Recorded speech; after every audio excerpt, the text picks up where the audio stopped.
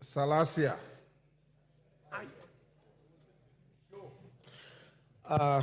Mr. Speaker, sir, I want to rise to oppose this finance bill on the following grounds.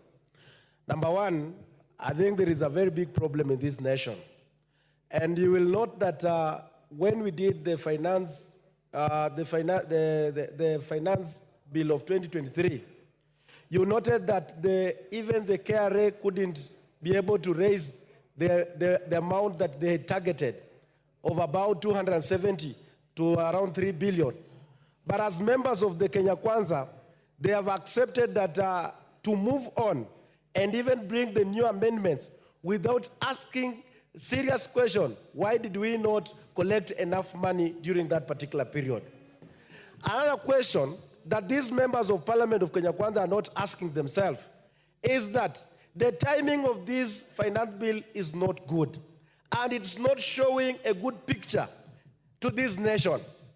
And you have seen the President of Kenya moving all over the world, trying to bring the investors here. But you will realize that whatever is happening in this country is being carried viral to the entire world. Is saying that Kenya is a country that cannot be predicted when it comes in terms of the taxation. Members of Parliament today, as we are here, you have noted that most of the people there, they are not happy. And we are elected by those people to represent them. By coming up and even bringing and even going ahead and bringing more taxation on digital content creators. And that is the only area that most of the young people who does not have the job opportunities, they are lining there. It is very much unfair. I think it is high time that we need to go back to our budget that we made as members of Parliament. You will realize that as members of Parliament, we did not scrutinize when the President said that we should live within our means. Indeed, even the Parliament, and I want to thank the Speaker and even the Clerk of the National Assembly, they made us today, we are not traveling across the world the way we used to go and learn. But today, you see, even the budget of the Parliament is only 400 million and something. But you see the office of the cabinet is about 1 billion plus something. The office of the Deputy President, 4 billion. The office of the President, 4 billion. The State House, 7 billion. That is what we will say that we should live within our means. Members of Parliament, Salasya, there is a point of order from the chairman of the committee. Yes, Chairman. What standing order?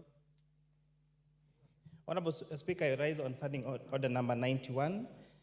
And is it in order, Honorable Speaker, for my good friend, and I hate to interrupt him, the Honorable Salasya, to mislead the House. And Honorable Speaker, one of the reasons why there has been a lot of noise, especially on media platforms, is a misconception that is a taxation that is being introduced on digital, on content creators. Clause 7, Honorable Speaker, because we would like to put this matter to rest, page 555 of the bill, talks about where a resident or an unresident person being the owner or operator of a digital marketplace or platform makes or facilitates payment in respect of digital content monetization, goods, property, or service. The amount therefore shall be deemed to be income which is accrued in or was derived from Kenya. This is targeting the big tech companies in the digital platforms that generate their income from Kenya without paying a cent. We have institutions like Netflix, like Google, like Facebook. They generate income here, but don't pay taxation in this country. So this taxation is them paying for the income they generate from Kenya, not the people that generate income from those particular platforms. Thank you. Salasya. Mr. Speaker, I was just trying to highlight some of the things that has created a lot of emotion. And you will realize that the Kenyans, the way this country is being managed, it is being managed something else. Why do you want to play with the minds of Kenyans? Why do you introduce the tax on transportation of sugarcane? Why do you introduce taxation on 16% on bread? You want to attract the emotion of the Kenyans and you retreat, but then you have another agenda on that. That's why, Mr. Speaker, sir, I want to ask this House that now we cancel all this bill, we go back to the budget, we start now from there, we see we cut off, and then we start from the scratch. But this matter of bringing another new finance bill when the Kenyans are still struggling with the previous finance bill is like we members of parliament, we are doomed. We are doomed. Members of parliament, we are doomed. I'm telling you, we are doomed. Watu wa Kenya Kwanza mmenisikia? Honorable Salasya, there is a finance bill each and every financial year. So even next year there will be a finance bill. The following year there will be a finance bill. So it's good for you to know that as well. It's just I'm informing you. Yes.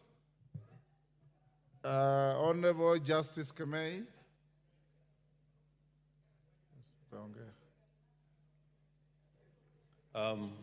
Thank you, Honorable Speaker, for giving me the opportunity to be able to add my voice on the finance bill. Honorable Speaker, my patience was being tested. Speak with a little life, Justice. Yeah. Honorable Speaker, I was saying my patience was being tested, but at least I've gotten the opportunity. I've been here, Honorable Speaker, from 9:30. And it reminded Justice, me... Stop complaining. I've been sitting here from 9:30 as well. Thank you, Mr. Speaker. On the onset, Mr. Speaker, I want to say I support the finance bill. And I do so, Mr. Speaker, without fear or favor. Ever since the finance bill was published, Mr. Speaker, the people of Sigawetsoen constituency have engaged me.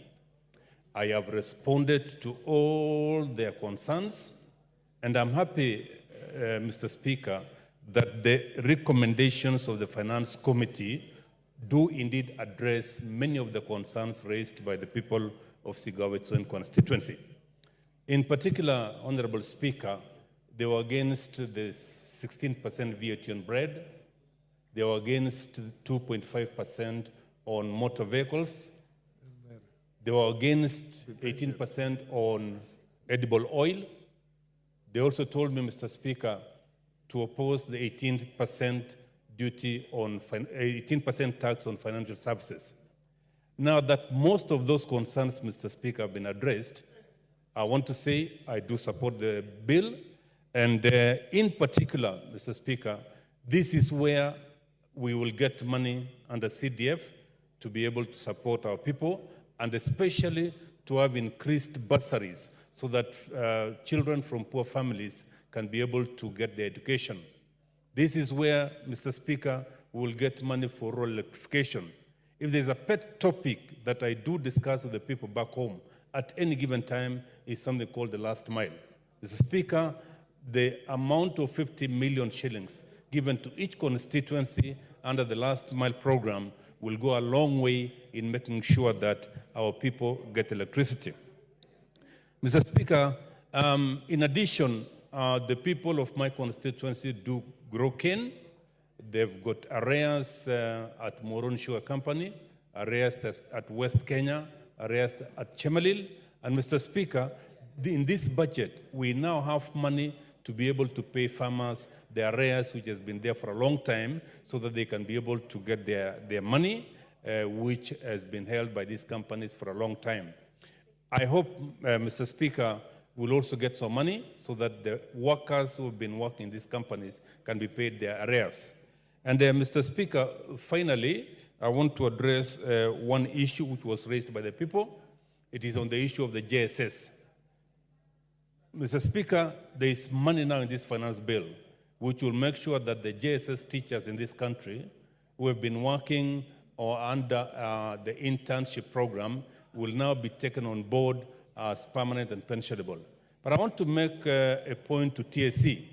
Those teachers who went on strike, Mr. Speaker, should not be terminated.